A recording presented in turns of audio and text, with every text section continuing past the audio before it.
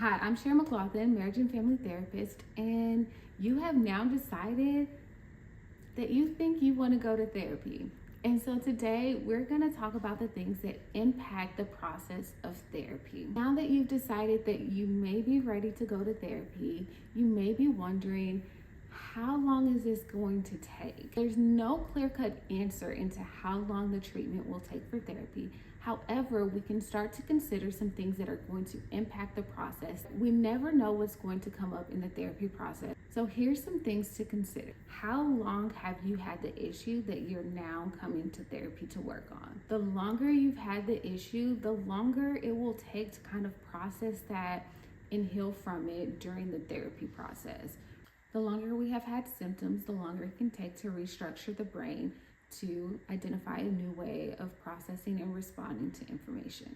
Another thing to consider is your willingness to be a part of the therapy process. You may be coming into therapy being very willing and ready to get into work.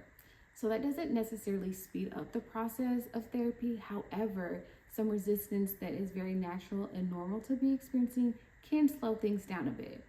As we start the therapy process, that as the client, we're going to experience a little bit of resistance. This is all new to be challenging ourselves in that way. This just may mean that we have to spend more time building up that therapeutic alliance and building up that trust between the client and the therapist.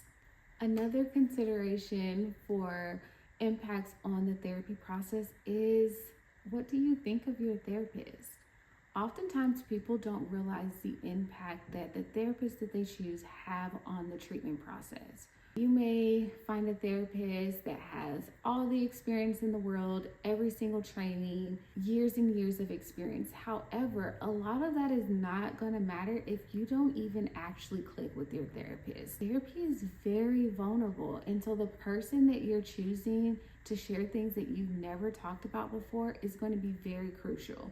And so you have to be able to connect with your therapist. Is this someone you can sit and talk with? Is this someone that you feel safe with? Is this someone that you can be vulnerable with? You also want to consider the therapist approach, right? Clients don't always know to ask about this, and that's actually okay. I say therapy approach matters, however, because this can impact also the way the therapist is showing up. And so you don't necessarily have to know the approach specifically that they're using, but you can also realize that even when you have a really nice therapist, there can be something that just feels off.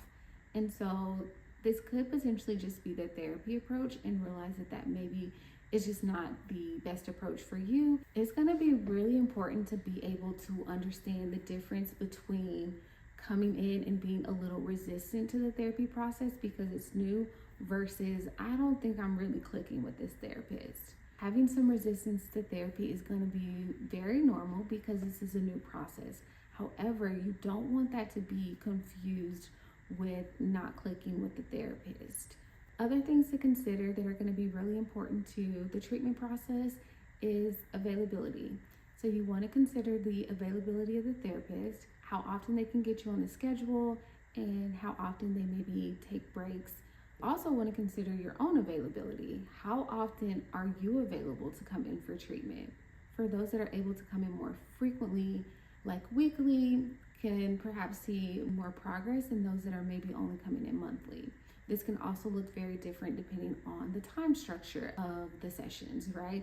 So for maybe someone that is coming in on a monthly basis, but they're doing 2-hour sessions, they're going to see a little bit more progress than someone who's coming in monthly and only doing a 1-hour session. Lastly, we want to have some consideration of resources and how that is going to impact the therapy process.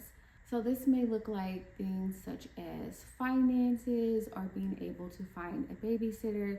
These are all going to impact things like your ability to show up for session. Other things that we would want to consider with our resources is, what do our support systems look like?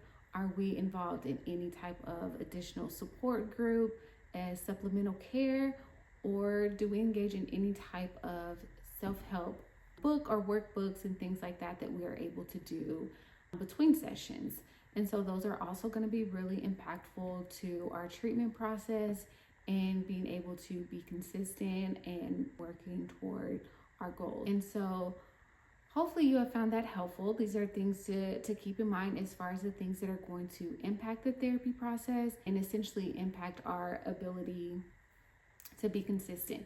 Consistency is going to be a very big thing in our treatment process and making sure that we can work towards our goals.